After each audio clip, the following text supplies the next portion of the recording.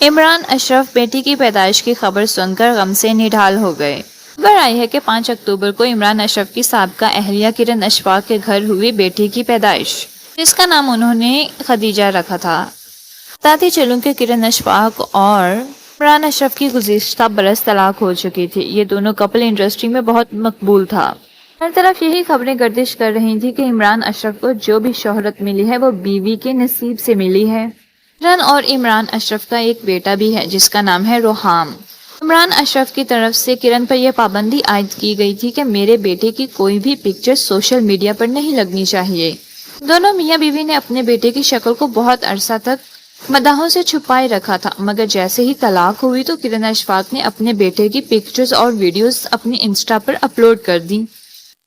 لوگوں نے شور مچانا شروع کر دیا کہ آپ بچے کے باپ کی اجازت کے بغیر یہ پکچرز کیسے اپلوڈ کر سکتی ہیں، تو انہوں نے جواب دیا کہ یہ تصویریں بچپن کی ہیں۔